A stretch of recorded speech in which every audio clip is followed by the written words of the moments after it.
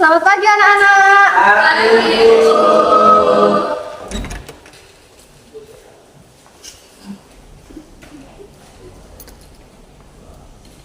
Ya, sebelumnya Assalamualaikum warahmatullahi wabarakatuh. Waalaikumsalam warahmatullahi wabarakatuh. Gimana kabarnya hari ini? Baik, Bu. Ya, masih semangat semua kan? Semangat. Ya, siap untuk pembelajaran pada hari ini? Ya, sebelum memulai pembelajaran, silakan peserta dipimpin untuk membaca terlebih dahulu.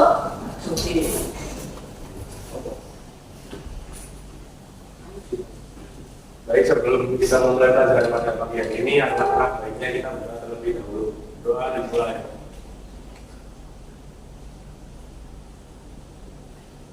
Doa selesai. Sebelumnya hari ini siapa yang tidak masuk? Ya, enggak ya.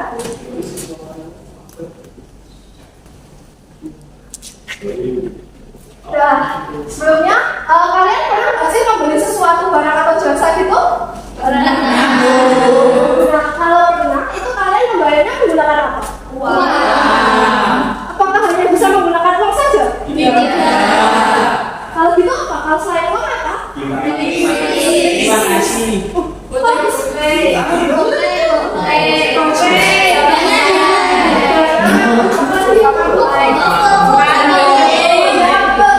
Jadi kalau kita membeli sesuatu, kita bisa membayarnya menggunakan uang, bisa menggunakan kris, bisa menggunakan kartu debit, kartu kredit gitu ya.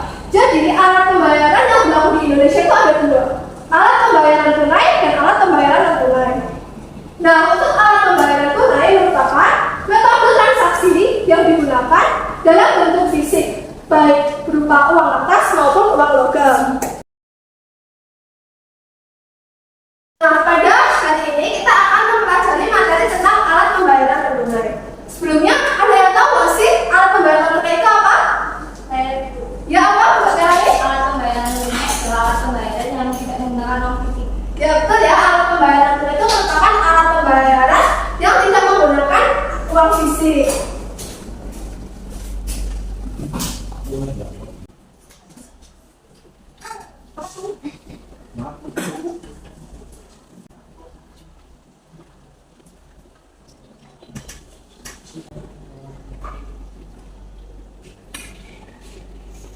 Ya, seperti yang Ibu jelaskan tadi, alat pembayaran di Indonesia itu ada alat pembayaran tunai dan non tunai.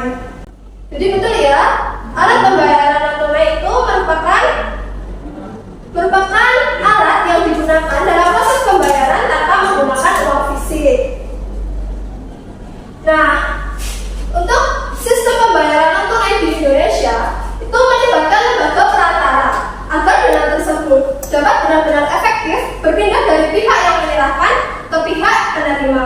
Jadi dalam menggunakan alat pembayaran non tunai itu kita harus melibatkan lembaga perantara agar uang yang kita serahkan itu tersampaikan dengan aman. Nah, sebelumnya Mbak Melani silakan maju ke depan dulu.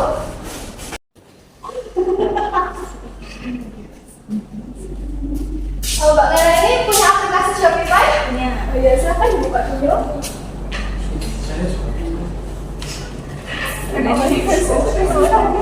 Nah, saya akan, karena Mbak Melani udah bisa berhasil menjawab, saya akan memberikan hadiah kepada Mbak Melani.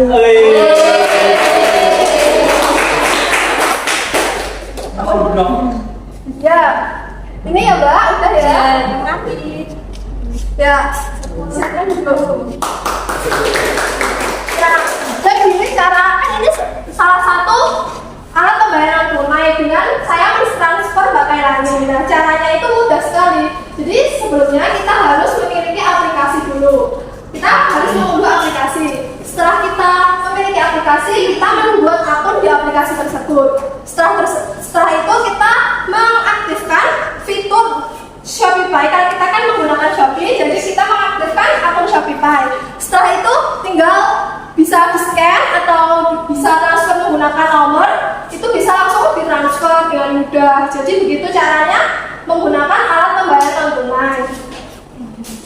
Nah, selanjutnya manfaat dari alat pembayaran non tunai. Yang pertama adalah transaksi kapanpun dan dimanapun. Nah, dengan alat pembayaran tunai kita itu bisa melakukan transaksi kapanpun dan dimanapun. Jadi semisal seperti tadi saya dengan Mbak Kailani, saya ingin memberi uang dengan Mbak Kailani. Jadi saya tidak perlu datang kepada Mbak Kailani. Jadi saya hanya perlu menggunakan handphone dengan jika sudah Mbak Kailani sudah mengirimkan nomor, saya langsung bisa mengirimkan. Jadi bisa mentransfer, bisa melakukan transaksi kapanpun dan dimanapun. Jadi itu merupakan salah satu manfaat dari pembayaran non tunai. Nah, manfaat yang kedua adalah mudah mengatur pengeluaran. Dengan adanya alat pembayaran non tunai, pastinya kan ada riwayat transaksi di alat pembayaran tersebut. Jadi kita itu mudah mengatur pengeluaran. Jika kita melihat dari riwayat transaksi, wah pengeluaran kita udah banyak nih. Jadi kita nggak perlu. Jadi kan kita bisa membatasi pengeluaran kita dengan adanya riwayat transaksi tersebut. Jadi pengeluaran kita mudah diatur. Manfaat yang ketiga adalah praktis dan efisien. Jadi dengan adanya alat pembayaran tunai ini kita bisa melakukan transaksi dengan lebih praktis dan efisien. Misalnya jika kita ingin membeli gorengan, nah jika kita membeli gorengan menggunakan uang tunai, kita harus menunggu diberikan kembalian, kita harus menghitung kembaliannya itu udah benar atau belum. Jadi kan lebih ribet gitu loh. Kan kalau jika dengan alat pembayaran tunai, wah tinggal kita scan aja. Ini sudah hanya kita sudah pasti tidak salah menghitung karena emang sudah jumlahnya sudah pas gitu. Kita tidak perlu ribet lagi menghitung kembalian kita. Manfaat yang selanjutnya yaitu menghindari tindak kriminal. Jika kita menggunakan uang tunai, pastinya kan kita punya banyak dompet, wah banyak dompetnya tebel nih, pasti ada memicu tindak kriminal. Pasti para pelaku kriminal itu pasti mengincar kita karena kelihatan dompet kita tebel, uang kita banyak gitu kan. Nah, tapi kalau dengan alat pembayaran tunai kita kan hanya perlu membawa HP ataupun hanya sebuah kartu saja. Jadi itu meminimalisir atau menghindari tindak kriminal. Yang selanjutnya yaitu mendapat banyak promo dan diskon. Di e-commerce yang sedang tren sekarang itu kan pasti banyak kan, wah ada diskon untuk pembayaran Shopify, misal ada pembayaran Dana, pembayaran QRIS gitu kan. Jadinya dengan alat pembayaran tunai itu kita bisa lebih dapat mendapat banyak promo dan diskon. Nah, untuk materi selanjutnya yaitu kita akan membahas tentang jenis alat pembayaran non tunai. Sebelum lanjut ke materi berikutnya, Mas Wajid coba sebutkan kembali manfaat dari alat pembayaran tunai itu apa saja? Transaksi kapanpun dan dimanapun, mudah mengatur pengeluaran, praktis dan efisien, menghindari tindak kriminal, mendapat banyak promo dan diskon. Ya betul ya, itu merupakan manfaat dari alat pembayaran non tunai. Nah, untuk jenis alat pembayaran non tunai itu ada dua, yaitu alat pembayaran berbasis kertas dan alat pembayaran berbasis elektronik. Untuk alat pembayaran berbasis kertas itu bisa cek, giro gitu, dan untuk alat pembayaran berbasis elektronik itu bisa QRIS seperti itu. Nah jadi ini ya alat pembayaran berbasis kertas itu ada cek, biliet, giro, dan nota debit. Sedangkan berbasis elektronik itu ada kartu debit, kartu kredit, dan e-money. Nah, untuk kartu debit sama kartu kredit itu beda ya anak-anak. Nah, kalau kartu debit itu kita menggunakan kartu atau menggesek kartu itu mengambil uangnya dari tabungan kita. Sedangkan jika kartu kredit itu kita seperti menghutang. Jadi kita akan membayar seluruh transaksi yang kita lakukan dengan kartu itu di akhir bulan atau akhir tahun seperti itu. Nah, selanjutnya ini merupakan gambar apa ya anak-anak? Ya betul, ini merupakan salah satu contoh dari cek. Salah satu contoh dari alat pembayaran tunai berbasis apa tadi? Kertas. Ya betul, alat pembayaran non tunai berbasis kertas. Contohnya cek. Selanjutnya ini merupakan contoh apa? Wah, betul sekali ya. Betul, ini merupakan suatu contoh dari biliet giro. Tadi juga termasuk alat pembayaran non tunai berbasis apa? Ya betul, ini merupakan alat pembayaran non tunai berbasis kertas. Selanjutnya ini merupakan contoh apa? Nota debit. Wah, pinter-pinter sekali ya. Nah, ini juga merupakan salah satu contoh dari alat pembayaran tunai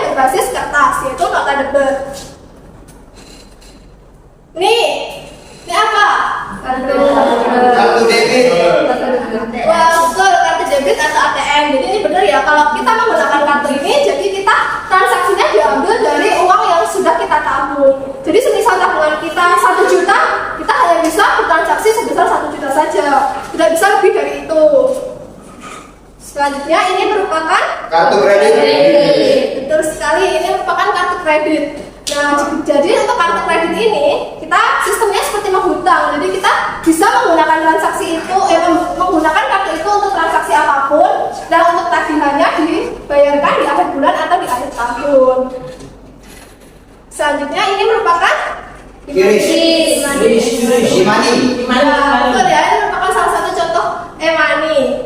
Jadi kartu debit, kartu kredit, dan e-money merupakan alat pembayaran tunai berbasis ya betul, berbasis elektronik. Nah, apakah Anda ada kesulitan pada pembelajaran pada hari ini? Tidak. Oh, jadi sudah paham semua ya? Nah, selanjutnya pada pengen senang-senang enggak?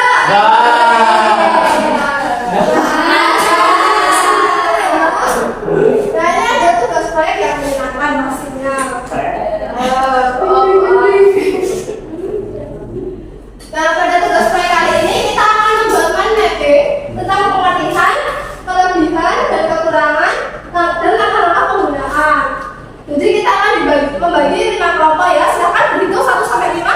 1, 2, 3, 4, 5, 1, 2, 3, 4, 5, 1, 2, 3, 4. 4. Ya, jadi kelompok 1 masukkan untuk kelompok dulu. Ini sudah berkumpul sesuai dengan kelompoknya. Ya, kelompok 1 mana? Kelompok 2, kelompok 3, kelompok 4, kelompok 5. Oke, jadi kelompok 1 akan membahas materi tentang cek, kelompok 2 tentang dilihat giro, kelompok 3 tentang kartu debit atau ATM, kelompok 4 tentang kartu kredit, dan kelompok 5 tentang kris. Ini sudah membawa alat dan bahannya semua. Nah, silakan dikeluarkan dan dikerjakan. Waktu pengerjaan yaitu 50 menit. Dan untuk nanti dipresentasikan setiap kelompok diberi waktu 10 menit. Baik. Ya, selama pengerjaan apabila ada kesulitan silakan tanya kepada saya ya. Ya, Aku mau bertanya. Oh ya, gimana?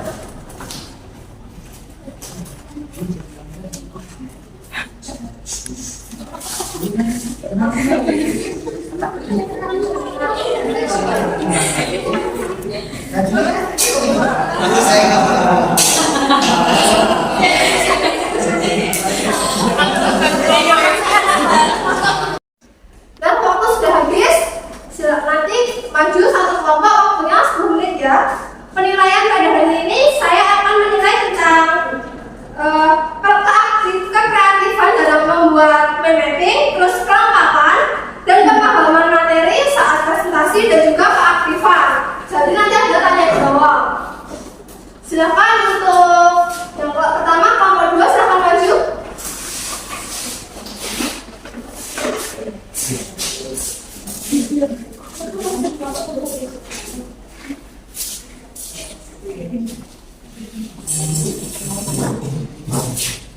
Kami dari kelompok 2 akan mempresentasikan hasil kecil kelompok kami. Pengertian bilet giro adalah surat berharga atau alat transaksi yang diterbitkan oleh bank sebagai pengganti uang tunai dan dapat dicairkan secara tidak tunai melalui pemindah bukuan ke rekening yang bersangkutan sesuai dengan tanggal yang tertera di dalam bilet giro. Kemudian bilet giro yaitu memiliki selanjutnya akan dibacakan teman saya ya. Kelebihan bilet giro. Keuntungan memiliki rekening giro selain sebagai alat pembayaran non tunai, yaitu dengan memiliki rekening giro, uang menjadi lebih aman karena bank bertanggung jawab atas kondisi yang berlaku. Giro juga memungkinkan untuk melakukan transaksi tanpa harus membawa uang dalam jumlah besar. Lalu ada kekurangan.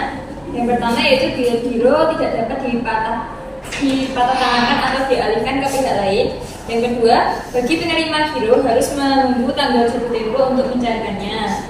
Lalu, giro memiliki tenggang waktu dalam pencairan dan terjadi penipuan dengan menggunakan bilet giro yang kosong.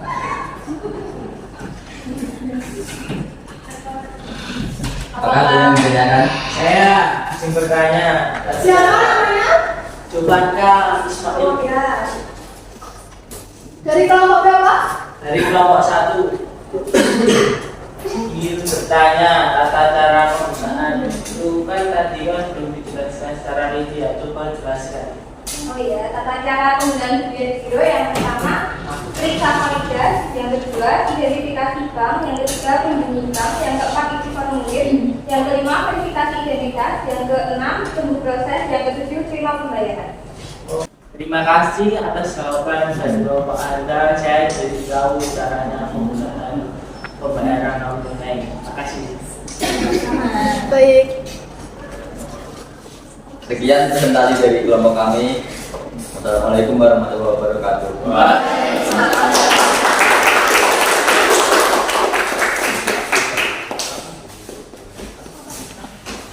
Ya, untuk kelompok selanjutnya silahkan kelompok 4. Silahkan maju mempresentasikan hasil kerjanya.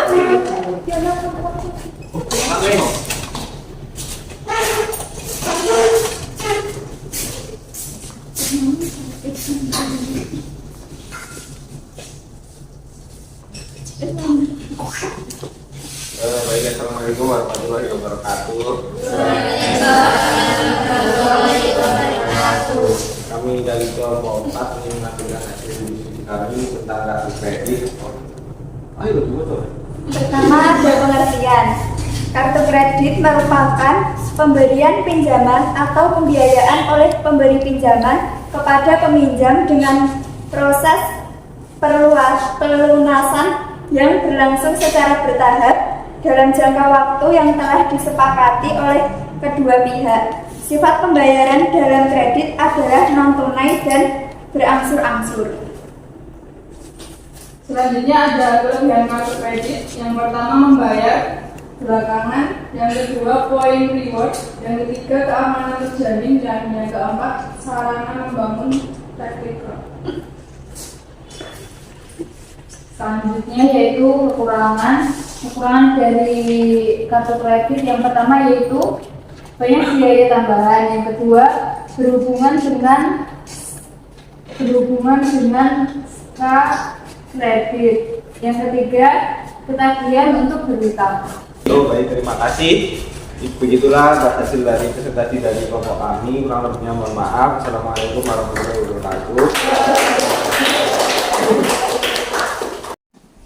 Nah, pada hari ini kita telah mempelajari tentang alat pembayaran non tunai. Jadi, alat pembayaran yang berlaku di Indonesia tadi ada dua, yaitu alat pembayaran tunai dan alat pembayaran non tunai. Nah, alat pembayaran non tunai itu merupakan alat pembayaran tanpa menggunakan uang fisik. Ada dua jenis, yaitu adalah alat pembayaran non tunai berbasis kertas dan alat pembayaran non tunai berbasis elektronik. Betul, alat pembayaran berbasis kertas tadi ada apa aja?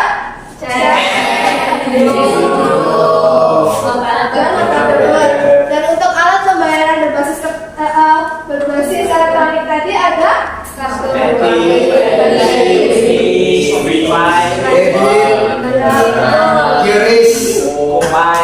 Nah, apakah Anda ada kesulitan pada pembelajaran pada hari ini? Tidak. Oh, jadi sudah paham semua ya? Siapa yang bisa menyimpulkan pembelajaran pada hari ini? Ya, Bu, silakan. Jadi alat pembayaran di Indonesia itu ada dua, yaitu tunai dan non tunai. Alat pembayaran non tunai memiliki dua jenis, yaitu berbasis kertas dan elektronik. Yang berbasis kertas seperti cek, bilet giro, dan nota debit. Sedangkan yang berbasis elektronik seperti kartu debit, kartu kredit, dan e-money. Ya, betul ya. Jadi alat pembayaran berlaku di Indonesia itu ada dua, alat pembayaran tunai dan alat pembayaran non tunai.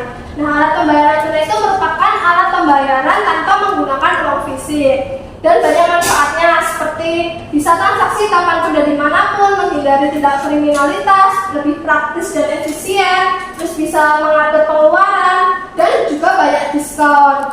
Nah, alat pembayaran tunai itu ada dua jenis, yaitu berbasis kertas dan berbasis elektronik. Berbasis kertas ada cek, bilet giro, dan nota debit, sedangkan yang berbasis elektronik ada kartu debit, kartu kredit, dan e-money. Nah, sebenarnya pembelajaran pada hari ini cukup sampai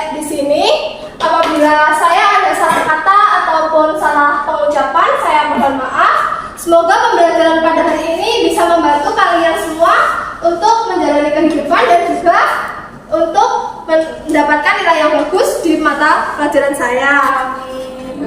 Amin. Iya. Oh iya, untuk pemahaman materi selanjutnya silahkan dibuka buku halaman 51 dipelajari bab itu ya.